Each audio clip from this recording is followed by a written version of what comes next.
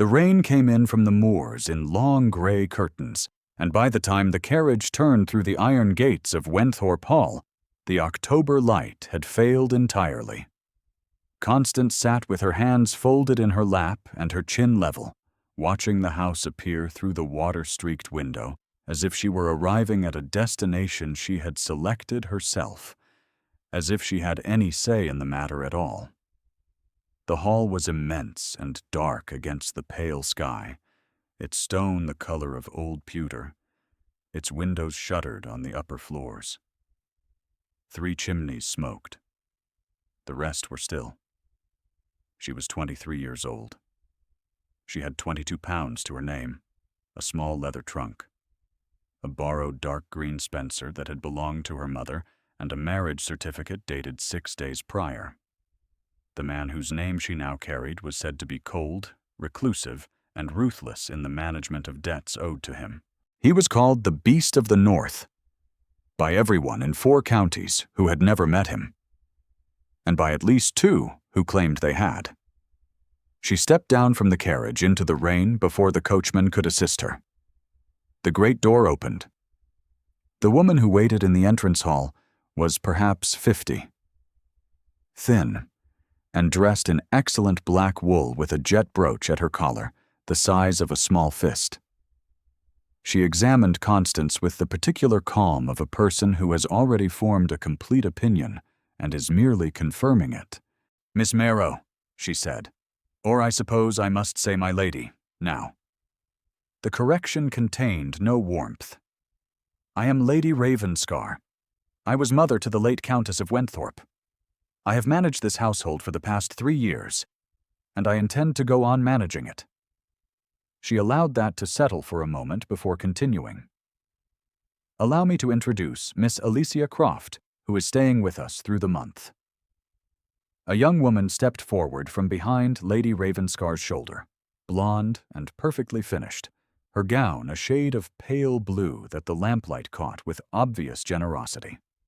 Miss Croft's eyes moved from Constance's borrowed Spencer to her plain cream traveling gown to the small leather trunk being carried in by the footman, and her expression arranged itself into something between sympathy and satisfaction. "The debt bride," Lady Ravenscar said, so softly that it barely crossed the threshold of sound, "intended for Miss Croft's ears, and no one else's." As I said, Constance had been a solicitor's daughter long enough to know when a thing was said for the record. She said nothing. She removed her wet gloves. It was then that she heard the step on the stair, slow and deliberate, and she turned. He was taller than she had expected. The descriptions she had gathered in the 6 days between the reading of the marriage terms and the wedding itself had been consistent on the fact of his coldness and deeply inconsistent on everything else. She had imagined someone older. She had imagined, she realized now, someone easier to look at, someone whose features confirmed what was said of him, so that the verdict of the North would have a face to rest upon. The Earl of Wenthorpe was 36.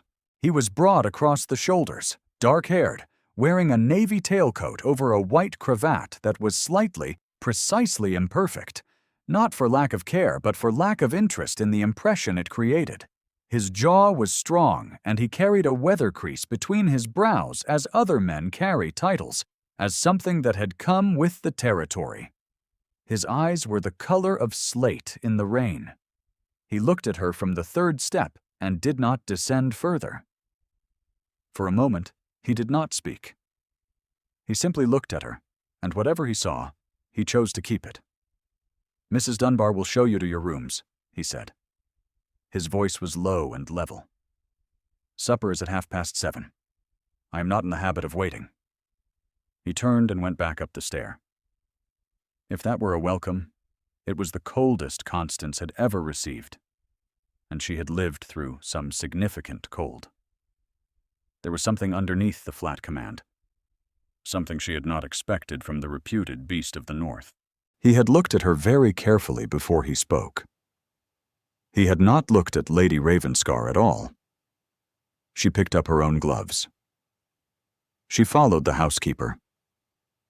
The room she was given was large and cold and had a window that looked north onto the moor. Mrs. Dunbar, the housekeeper, was a compact woman in her 50s, with a still face and careful eyes, who showed her the room, showed her the fire, told her the supper bell would ring at 7:15, and then paused at the door, as if she had something further to say, and was deciding whether the moment for it had come. She decided it had not. She went out. Constance unpacked her small leather trunk herself. She arranged her books on the shelf above the writing desk, which had 12 volumes in it, and which took up rather less of the shelf than she would have preferred.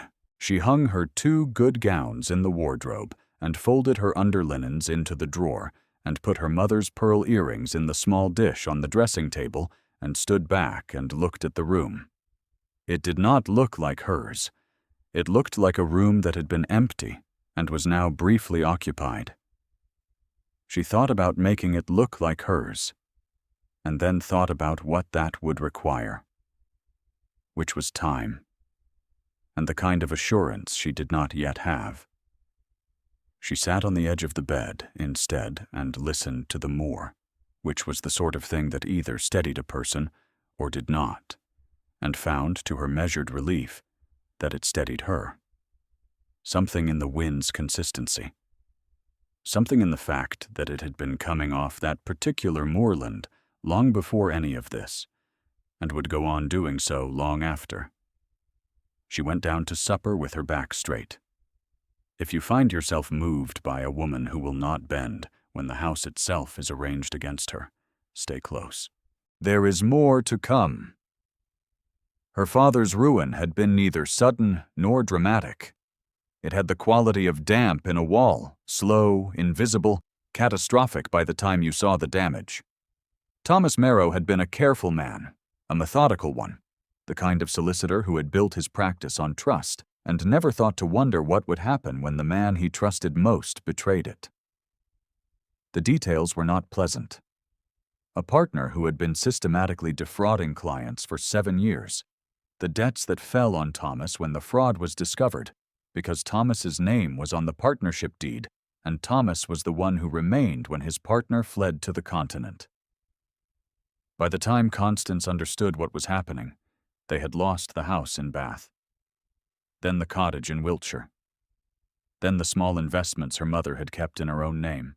What remained was precisely the kind of nothing that had a number attached to it, specifically £4,200, owed to a list of creditors, of whom the largest single creditor was Edmund Ashmore, Earl of Wenthrop, who had lent Thomas Marrow £2,000 on good faith 3 years ago, and who had written, 6 weeks after Thomas's death, to propose a settlement. The letter had been addressed to Constance, not to any surviving male relative, of whom there were precisely none, to her. She had read it 3 times and then gone to the window and stood there for a long time watching the street below, which was the street of a lodging house in a part of Bristol that was very much not Bath. The letter was formal and plain and contained no sentiment.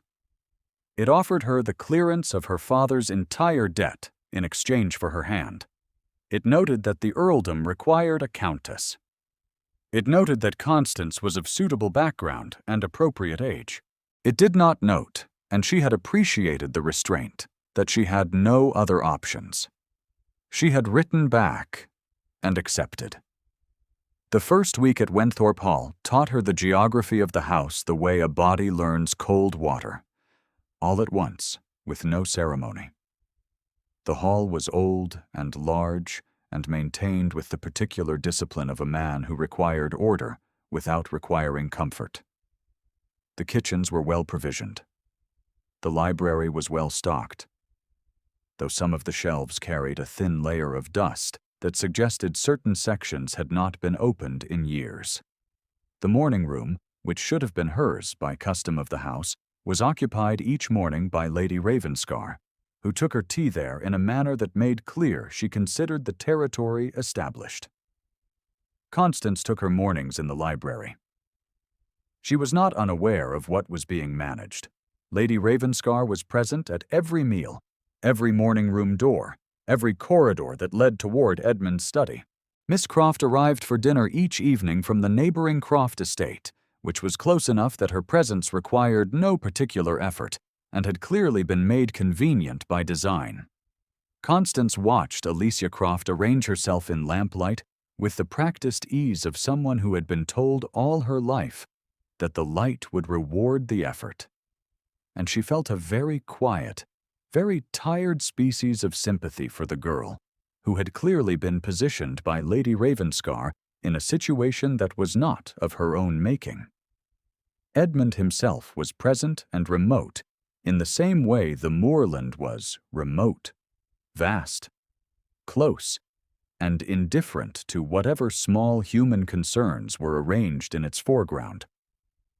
He asked her questions at supper, precise ones, on household matters and on the state of her father's library, which had apparently been included in some inventory she had not seen. He listened to her answers. He did not pursue them. He addressed Lady Ravenscar on estate matters, and Miss Croft on neighborhood affairs, and Constance on practicalities, and the differential was precise enough that a less careful observer might have missed it. Constance missed nothing. She had been trained in precision by a man who had loved it and lost everything anyway, and the habit had outlasted the loss. On the fourth evening, as she rose from the dinner table, Lady Ravenscar said to Miss Croft in exactly the register she had used in the entrance hall, that particular soft audibility that was not quite a whisper and was not quite speech. A debt bride learns the rooms quickly. They always do. Self-preservation is a thorough teacher. Constance paused. She felt the heat move into her throat. She did not stop. She kept walking. In her rooms that night, she opened the window onto the moor and listened to the wind, which had no opinion of her, which she found consoling. It was the seventh evening that she heard Bet. The child was Edmund's niece, his late sister Clara's daughter, orphaned at 4 and installed in the nursery at Wenthrop ever since. Constance had seen her twice, once crossing the corridor with a governess who appeared to be in a state of sustained defeat, and once at the edge of the garden in the gray afternoon, a small, still figure, looking at nothing in particular, with the focused attention of a person who had learned that stillness kept you safe. She was 7 years old and had Edmund's coloring and a watchful quality that reminded Constance, uncomfortably, of her own childhood. That evening, the sound that came through the nursery door was not crying. It was the particular silence of a child trying very hard not to be heard being afraid. Constance had been passing. She was not summoned. She had no instruction. She went in. Betta was in bed, her face flushed in the way that meant fever and not temper, her small hands pushing the blankets away in that restless, insistent rhythm. The governess, Miss Pitt, was asleep in the chair by the fire, which had burned low. Constance set the fire right first. Then she went to the washstand, wetted the cloth she found folded there, and wrung it out, and laid it on Bet's forehead with enough steadiness that the child opened her eyes. "It hurts," Bet said. This was not a complaint. It was information, delivered with the precise economy of a child who had learned that complaints produced less than facts. "Yes," Constance said. "I know." She stayed. She wet the cloth again when it warmed. She found the correct remedy book on the shelf below the window, a thick household volume in brown calfskin, and located the willow bark preparation, and told Bet in a low voice what each ingredient was for, while Mrs. Dunbar, summoned quietly by a kitchen maid, prepared it. Bet listened with great seriousness and asked 3 questions, each of them better than the last. Constance answered each in full. At some point she became aware of a stillness in the doorway that was not the ordinary stillness of an empty hall. She did not look up. She went on measuring the preparation into the cup. She heard him leave without a word. He had been there for several minutes, she estimated, and he had not called Miss Pitt back to her duty, and he had not told Constance to return to her rooms, and these two absences were, she was beginning to understand, the form that Edmund Ashmore's approval took. The next morning at breakfast, he said, "The child's fever is down. Mrs. Dunbar tells me you were with her until 2. "Yes," she said. "You should sleep." It was not a question. It was not, precisely, a concern, rendered as words, or it was a concern so armored against its own nature that it came out sounding like an instruction. She looked up at him across the table. He was reading a letter. He did not look up. Her pulse, very inconveniently, quickened.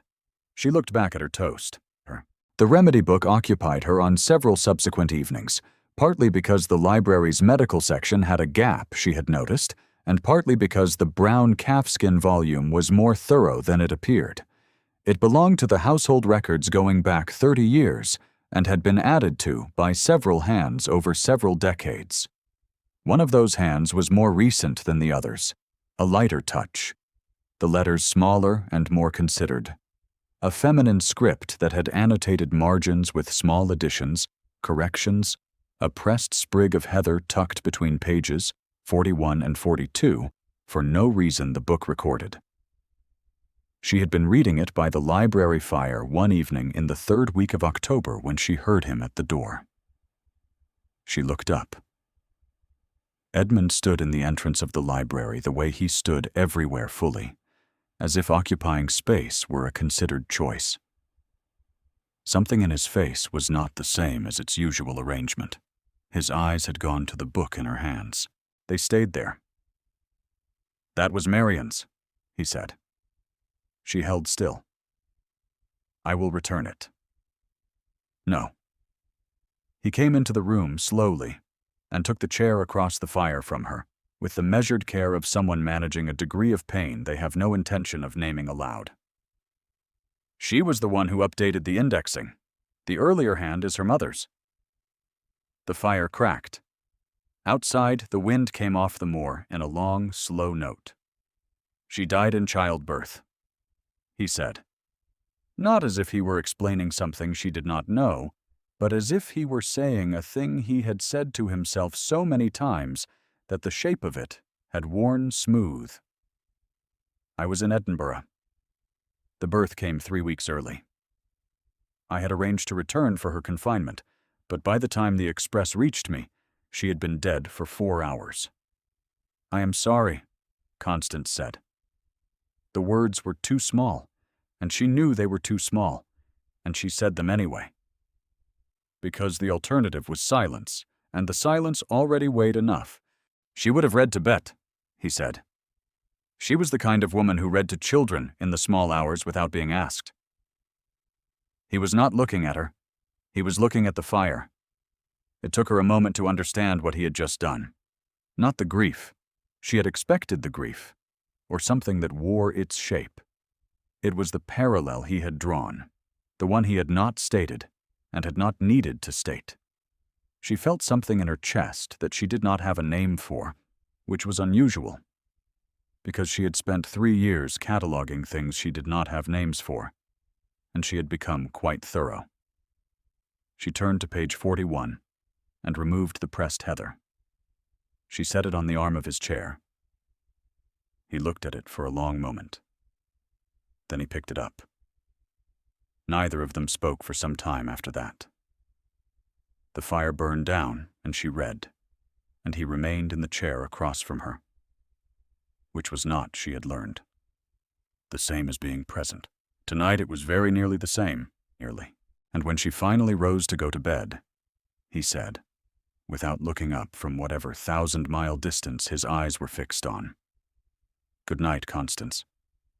The name, her given name, in his voice, with no title before it and nothing after it.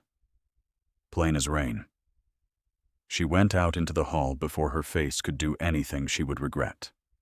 The weeks that followed had a rhythm to them.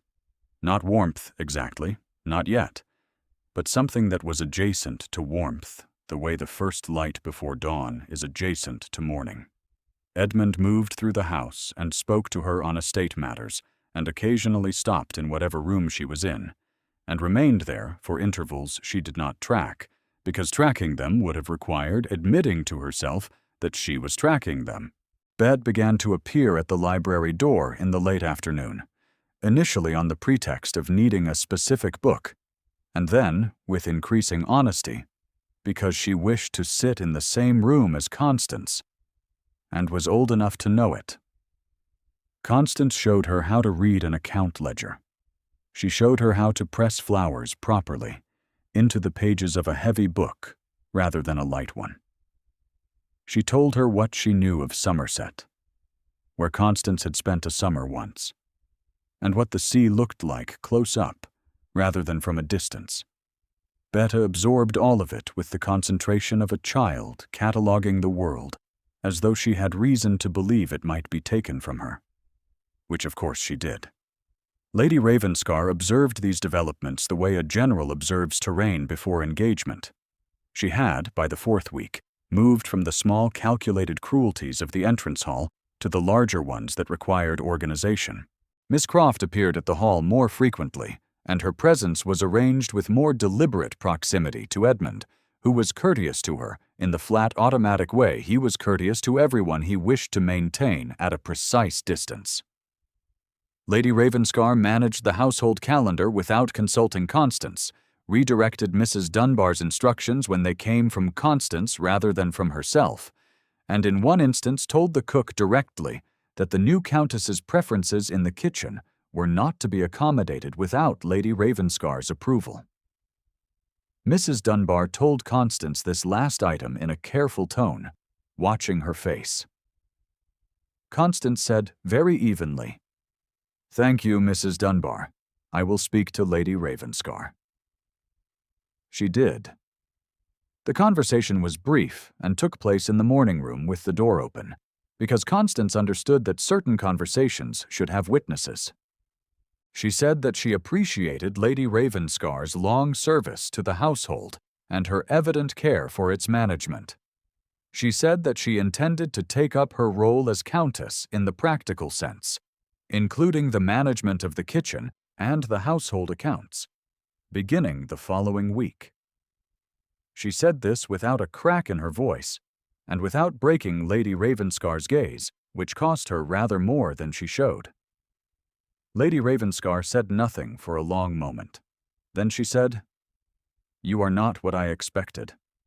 "No," said Constance, "I rarely am." It was not a victory. It was a line held. She felt Edmund in the doorway behind her. She did not need to look to know, and whatever he saw, he also chose that day to keep. She discovered the household accounts herself, because nobody offered them. 3 evenings with the ledgers showed her that the estate was sound, but that some portion of the household expenses had been processed through Lady Ravenscar's signature for the past 3 years, rather than through the Earl's office, which was either an administrative oversight or something with a longer history. And Constance was her father's daughter enough to know which of those options her father would have flagged. She said nothing yet. She wrote it down and kept it in her room, along with the other things she was learning to hold quietly. That Mrs. Dunbar brought her tea at a slightly different temperature than she brought it to Lady Ravenscar, which was warmer, which Constance suspected was a considered choice, that Bet had been in the habit of eating alone in the nursery, and had not eaten at the family dinner table since before Constance arrived, which seemed to her an oversight worth correcting. That Edmund walked the east grounds each morning before breakfast in any weather, alone, and returned with the crease between his brows less pronounced than when he left, and that this was apparently something he required in the way other men required their first cup of tea, and which no one in the house acknowledged, because to acknowledge it would be to make it vulnerable. The Martinmas tenant dinner came in the first week of November, as it had come every year at Wenthorpe within living memory. 30-odd tenants and their wives at the long table in the great hall, with neighboring gentry at the head, and the ritual roast, and the Earl's acknowledgment of the year's work, and the estate's dependents assembled in the way they had been assembled since the hall was built. Constance understood before the dinner that it mattered. She understood it more precisely when she overheard, 3 days before, a conversation in the kitchen passage that she was not meant to hear. Mrs. Pollington, wife of the northern neighbor, and a woman whose primary occupation appeared to be the management and distribution of information, was speaking to the Croft housekeeper at the passage junction, and her voice carried the way voices do when the speaker has no particular reason to be quiet. "They say the Earl married the girl to settle her father's accounts," said Mrs. Pollington. "The debt bride, they're calling her. That's what Lady Ravenscar told the Hargrove ladies last Tuesday. She said the poor creature had been traded like a parcel of land." There was a murmur from the Croft housekeeper. "Well," said Mrs. Pollington, "I suppose if the man must marry again, a debt bride is easier managed than a woman with her own income. No opinions, and grateful for the roof." Constance stood in the passage with the account book in her hands for one long, controlled breath. Then she walked past the junction without pausing, and neither woman saw her face. The evening of the Martinmas dinner was cold and clear, the first real cold of the northern autumn, the kind that arrived with a specific weight to it. A settling. The land preparing itself for what it knew was coming. Constance dressed with care in her best gown, the pale green silk she had kept from before the ruin, which had been retrimmed twice and still sat well on her. She wore her mother's small pearl earrings. She arranged her copper-brown hair in the updo that she knew suited her, and pinned it with more steadiness than she felt. The long table was lit with candles down its full length. The tenants were placed at the lower half. The neighboring gentry at the head, with Lady Ravenscar at Edmund's left hand, and Constance at his right, which was the correct seating, and which Lady Ravenscar had clearly noted.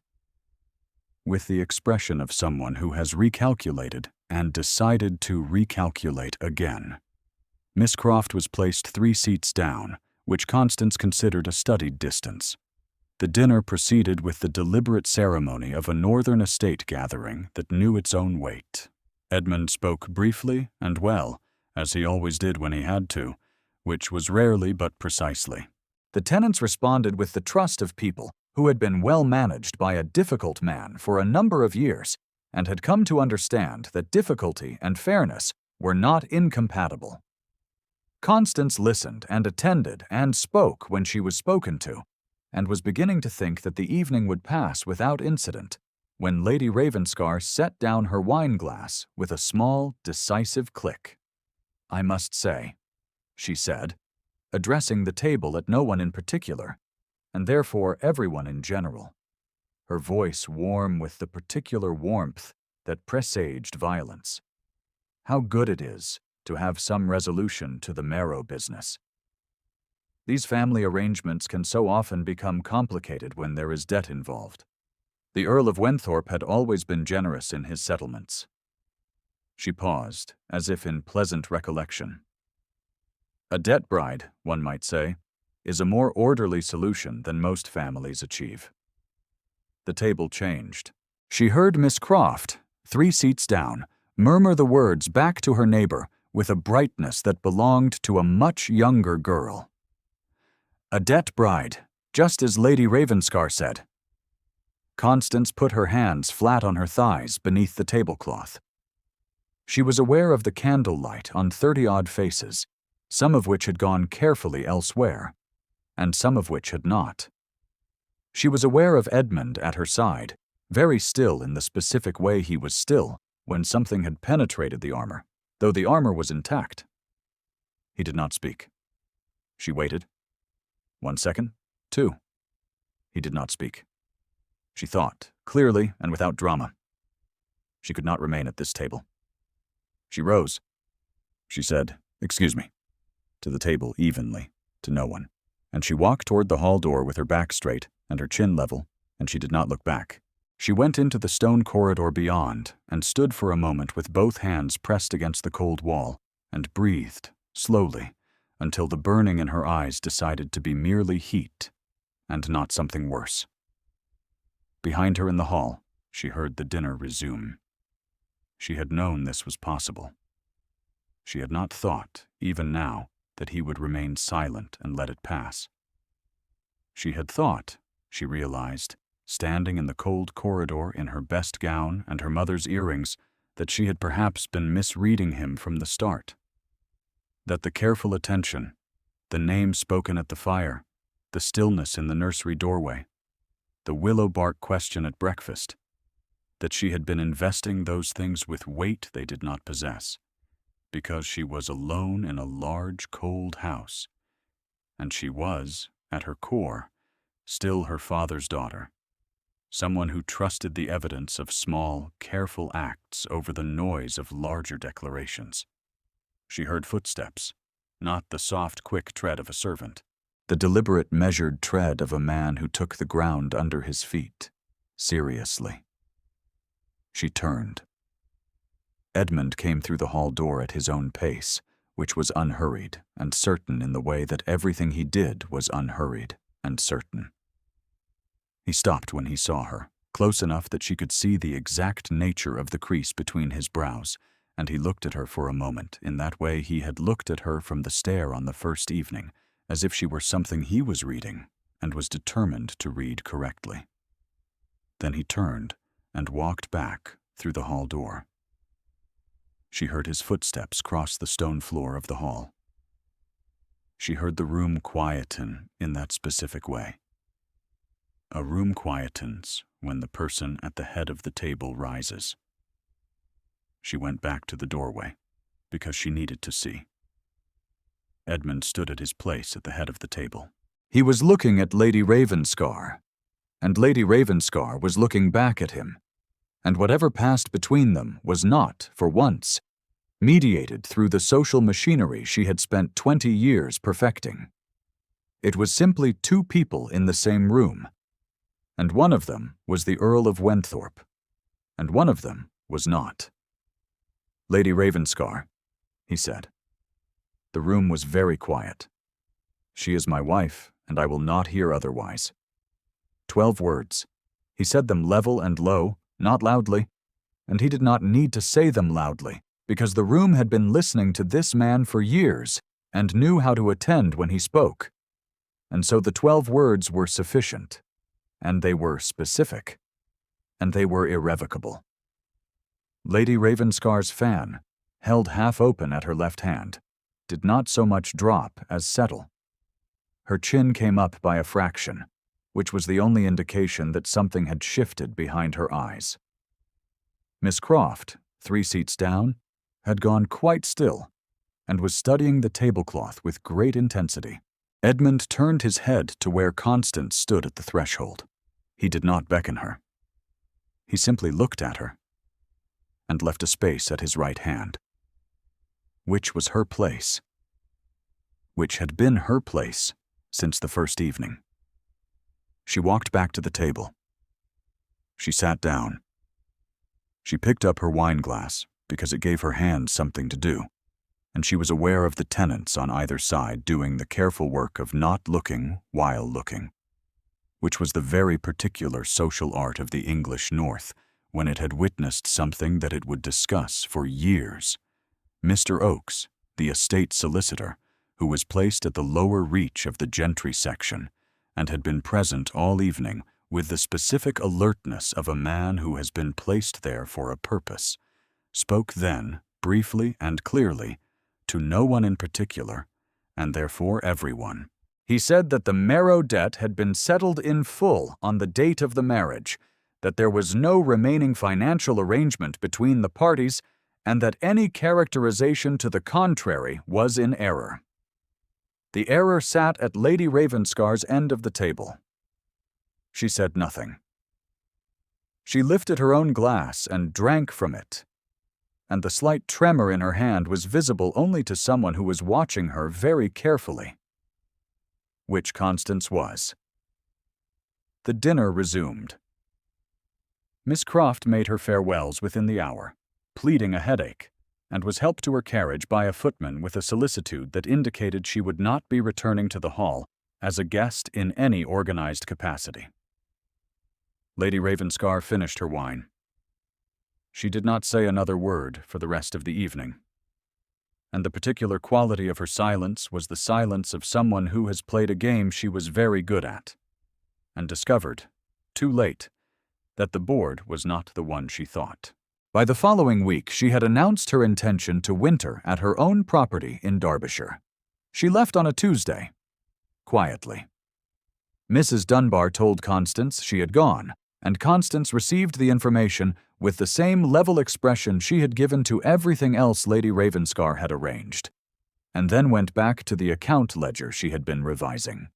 The first snow fell on a Thursday in the middle of November, the heavy, deliberate kind that comes off the northern moors, as though it has considered the matter and arrived at a conclusion. Constance was in the library when she noticed it. She had not been looking for it, but the change in the light caught her attention. That particular softening that snow brings to everything it touches. The way the world goes suddenly quieter without going quiet. And she looked up from the accounts and saw the white gathering on the outside sill. Bet appeared in the doorway 10 minutes later, with her hair still half undone from her morning lesson, which Miss Pitt had apparently not yet noticed, and said very seriously, "It is snowing." "I see that," Constance said. "Will it stay?" "In the north?" "Almost certainly." Bet came into the room and climbed into the chair across the fire, which was Edmund's chair, and which Bet had apparently decided was also her chair on the occasions when Edmund was not in it. Constance had some time ago stopped correcting her on this point, because the child sitting in the chair with her feet not quite reaching the floor and her dark hair in varying states of order was, in some way she could not precisely account for, a thing she had needed without knowing she had needed it. The door opened again. Not Bet this time. The step was different. The weight of it. Edmund came in and looked at Bet in his chair, and then looked at Constance, and there was something almost in his expression that might, in another face, have been called amusement, though on his it looked rather like the very careful ancestor of amusement, the thing that comes before you have quite allowed yourself to feel it. "Betta," he said, "Miss Pitt is looking for you." Betta slid out of the chair without protest, which itself was a change, and paused in the doorway. "Constance said the snow will stay," she announced, to no one in particular, and went out. The use of the name stopped him. She saw it in the way he turned back toward the room, the slight arrested quality of his movement. She was going to say something practical. She was going to say that Bet had arrived before she could redirect her to the schoolroom, or that she had been reviewing the November provision accounts and found 3 entries that did not correspond to the stores, either of which would have been useful and true. Instead, she said, "She is singular." "Yes," he said. He sat down in the chair Bet had vacated, and he did not appear to notice or care that it was still warm. He had something in his hand. She noticed it now. The remedy book closed, with something marking a page. He set it on the table between their chairs. The marker was the sprig of dried heather, which she had last seen in his hand by the library fire on the evening he had told her about Marian. "I thought it should stay in the book," he said. "But not necessarily that page." She looked at him. He was not a man who spoke in long explanations. She had learned that much about him in 5 weeks, which was not very long to learn anything, and was, she supposed, longer than it should have been before she admitted to herself that she did not want to stop learning. She felt the warmth move into her face, and did not look away. "The accounts," he said. "You found the discrepancies." 3 entries in November, possibly more in the summer quarter." "Yes." He was quiet for a moment. "I had found them also. I was waiting to see if you would." She considered that. You were waiting. I was watching, he said, and the distinction was careful and deliberate, and not accidental. You said very little about it. I thought it was not the moment. It was not? He picked up the remedy book and held it briefly, the way you hold a thing whose weight you are accustomed to and no longer need to measure, and then he set it down again. You have been very patient, Constance. The name. Again, her own name, in his voice, which was low and carried a precision she was beginning to understand, was not coldness, but the reverse of it. A man who chose his words because he meant them, who did not speak lightly because nothing about him was light, who had the specific northern quality of reserving warmth for the places it was wanted, and not scattering it where it was merely expected.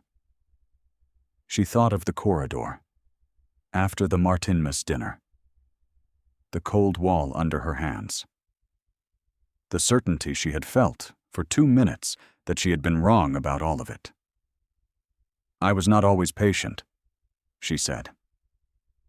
No. And there it was, the thing that was almost amusement, the ghost of it at the corner of his mouth, gone before it fully arrived. You were precise. It is different. They sat for a while in the library with the snow falling outside and the fire burning inside and the remedy book on the table between them, and it was nothing singular. It was the most ordinary thing Constance had experienced in 3 years, which was simply to sit in a room with another person and feel, for the first time, that the room itself was hers. At some point he reached across and opened the book to the page where the heather had lived, the one with Marian's last annotation in the lighter feminine hand, and he put the sprig back where it had always been. She would have known you, he said, and been glad of it. This was the closest thing to a declaration she was going to receive from the Earl of Wenthrop, and she knew it. And it was, she found, precisely sufficient. Outside, the snow came down over the moor with the patience of something that had been coming all along. Wenthrop Hall held it, and held them, and the fire did not go out. If Constance's winter at the Hall moved something in you, leave a thought below. Stories about women who are patient and precise and refuse to be anything but themselves, they are always worth the telling. The heather was still there in the morning, and so was he.